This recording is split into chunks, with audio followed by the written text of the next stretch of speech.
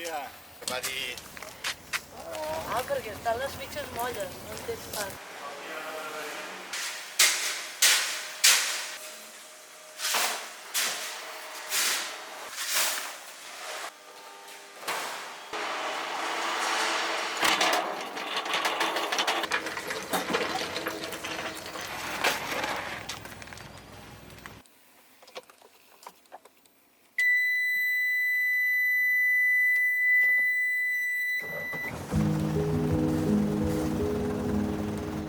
¿Vale esta siesta? Sí.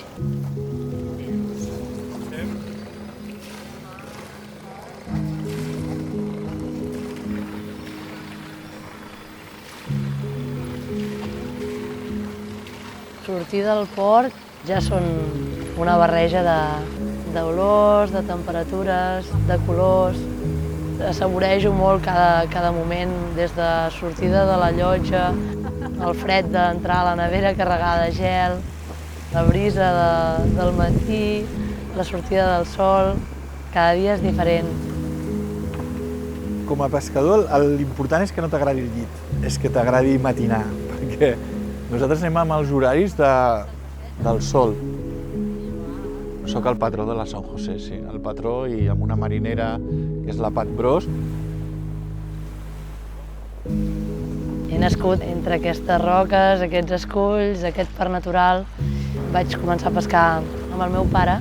Aquesta emoció de poder sortir al matí abans d'anar a l'escola a pescar, doncs el meu poble era el que m'omplia.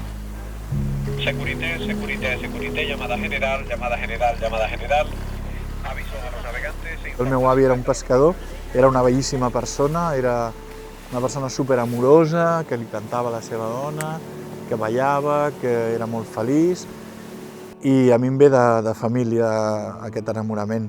Vivien de la vinya, de l'hort i de la pesca. Llavors nosaltres el que hem conservat és l'olivar i també hem conservat aquest tipus de pesca artesanal i de capturar d'una manera proporcional, donant moltes gràcies del que ens dona el mar i de poder fer servir aquest recurs per viure. Jo sortia d'una feina molt turística i amb molta responsabilitat i volia tornar a reconnectar amb la mar i conegut que en Salvador em va obrir les portes a la San José, a la seva barca. He anat adonant-me més cada dia que necessitava fer aquest canvi i poder gaudir de tot aquest paisatge que he explicat a tantes i a tantes persones durant tants i tants anys i poder-lo viure jo, no? D'una manera més pura.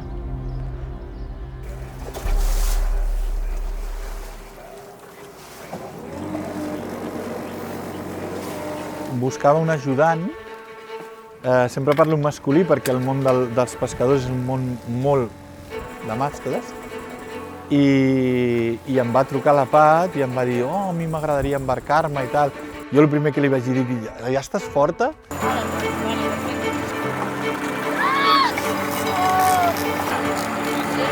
Home, què dius? Anem a la brasa? Carai! Vam acabar avui.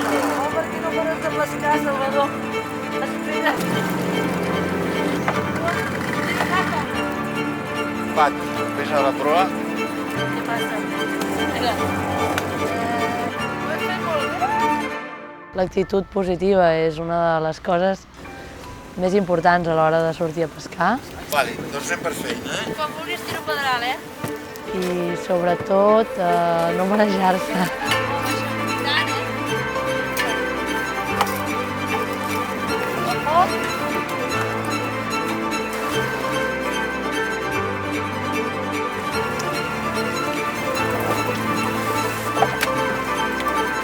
Vale, desmarrem doncs aquest esperiongat. Vale, de centrada.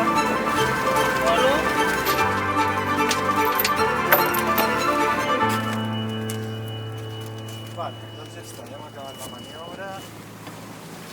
Anem amb la mateixa il·lusió i anem amb la humilitat de dir no sabem el que ens trobarem i no sabem el que ens donarà el mar. Vale, atrás! Atrás! Vale. Vale, no tan atrás, ara una mica abans. és un sentiment, no? Pescar un peix per menjar és una sensació, una emoció molt primitiva, no?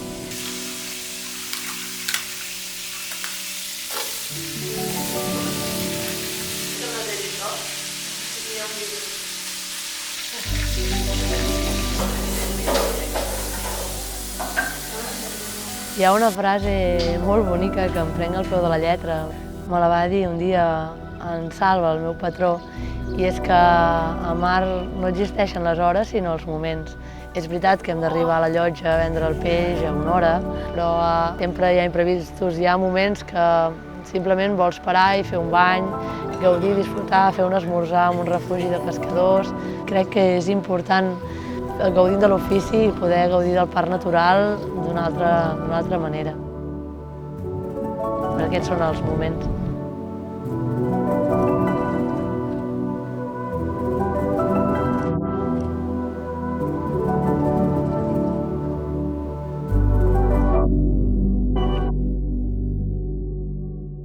Per mi la sensació de llibertat i de plenitud que té Calaprona o el Parc Natural és brutal, no? És un parc increïble. Bueno, jo és que estic enamorat d'aquest parc. Estic enamorat del silenci, estic enamorat dels espais, de les pedres, de la pragmatita. És un parc fantàstic i l'hem de protegir, hem de protegir-lo moltíssim. Estem col·laborant amb molts projectes des de la San José. Fa 7 anys que fem una proposta juntament amb pescadors, bussejadors, apneistes, amb vaixells, per recollir tots els arts de pesca perduts, totes les xarxes perdudes, i som molt actius amb tot aquest tema de no deixar res en el mar, no? Que pugui malmetre el medi.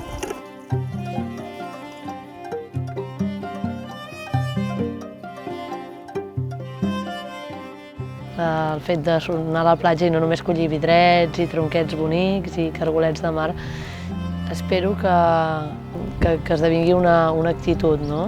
Perquè és la nostra responsabilitat, no només dels pescadors, pescadores, que habitem aquí i que anem a banyar-nos i que cuidem i valorem el territori i la natura en general.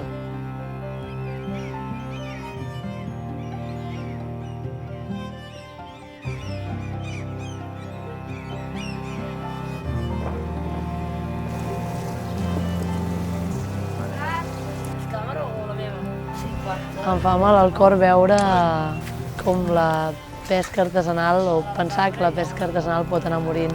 Tens la sensació de que no hi ha relleu generacional. És un ofici molt desconegut i jo crec que quan els pescadors o pescadores sortim de port desapareixem, no? Perquè no estem a l'abast, no és un ofici que estigui a l'abast del públic, del turisme, de les persones que volen aproximar-s'hi. És un ofici on treballem a unes poques milles o més milles de terra i no està a l'abast de tothom perquè el coneguin.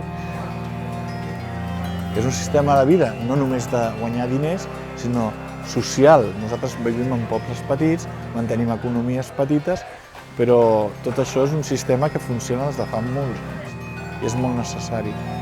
Aleshores, jo crec que la pesca artesanal o la pesca sostenible és l'única que es pot perpetuar en el temps sempre i quan es vagi adaptant en aquests canvis que se'ns van proposant i que anem captant que milloren el medi i milloren el recurs.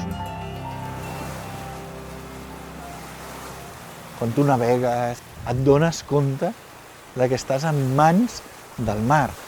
Tu no ets ningú.